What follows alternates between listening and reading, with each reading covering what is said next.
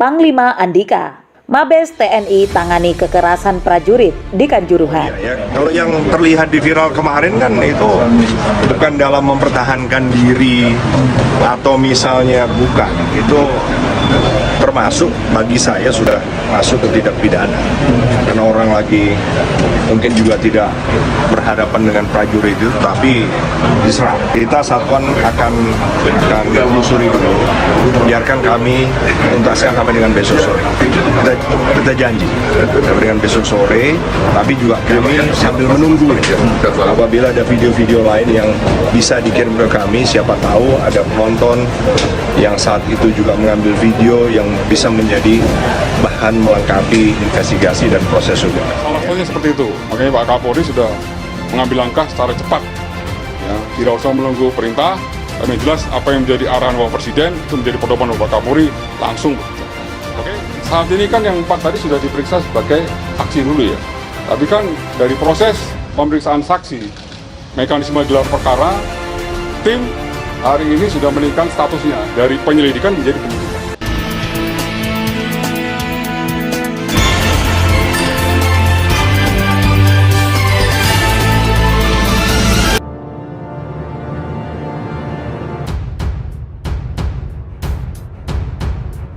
Panglima TNI Jenderal Andika Perkasa menjanjikan akan menindak prajurit yang bertindak berlebihan saat membantu pengamanan Liga Arema FC versus Persebaya Surabaya yang berujung tragedi Kanjuruhan.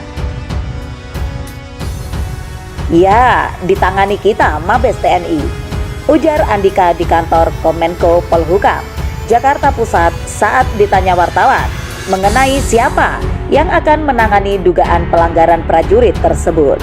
Senin 3 Oktober 2022. Andika berada di kantor Kemenko Polhukam itu untuk mengikuti rapat koordinasi pemerintah terkait tragedi Kanjuruhan Malang pada Sabtu 1 Oktober 2022.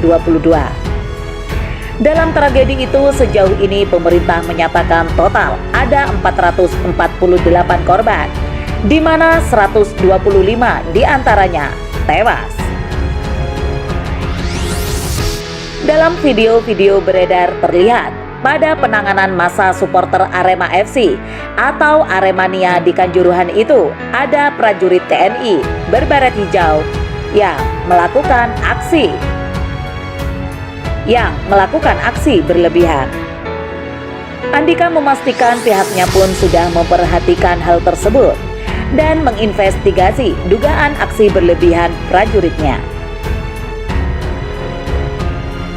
Ya, kita sudah sejak kemarin sore melakukan investigasi, sekaligus kita lanjutkan dengan proses hukum.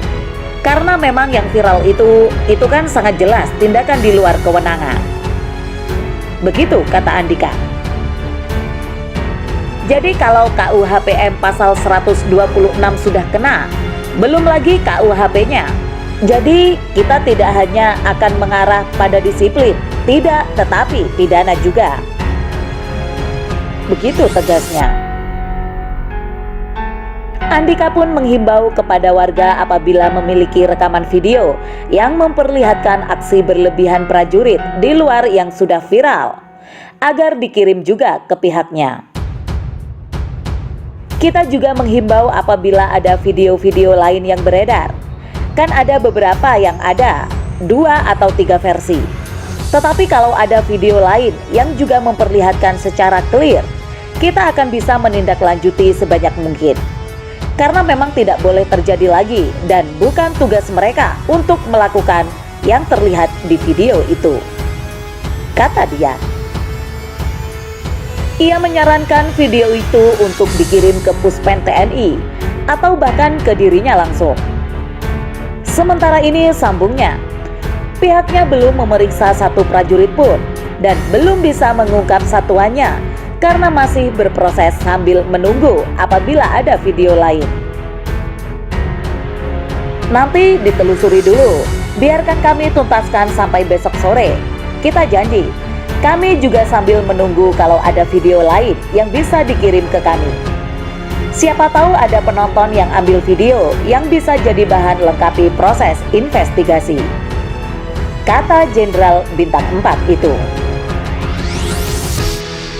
Sebelumnya menyikapi tragedi Kanjuruhan, Presiden RI Joko Widodo menyampaikan 4 perintah kemarin. Salah satunya memerintahkan Menpora dan Ketum PSSI untuk melakukan evaluasi menyeluruh tentang pelaksanaan pertandingan sepak bola dan prosedur pengamanan penyelenggaraannya. Presiden Joko Widodo juga memerintahkan Kapolri melakukan investigasi dan mengusut hingga tuntas.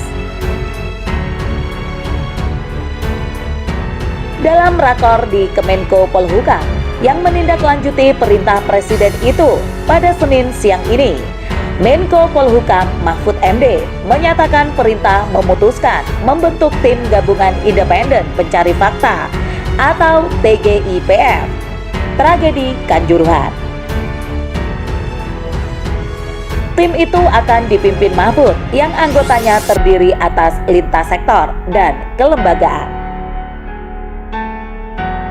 Mahfud menjanjikan daftar anggota tim itu akan ada 24 jam ke depan dan akan bekerja setidaknya 2-3 pekan.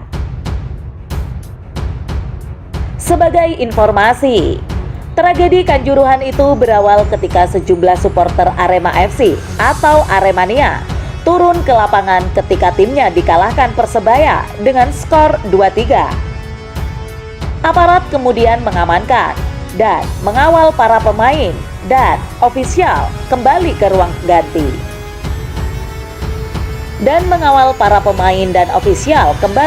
ganti. Selain itu, mereka pun mencoba untuk membuyarkan massa di lapangan hingga menggunakan gas air mata yang juga berdasarkan kesaksian dilontarkan pula ke arah tribun.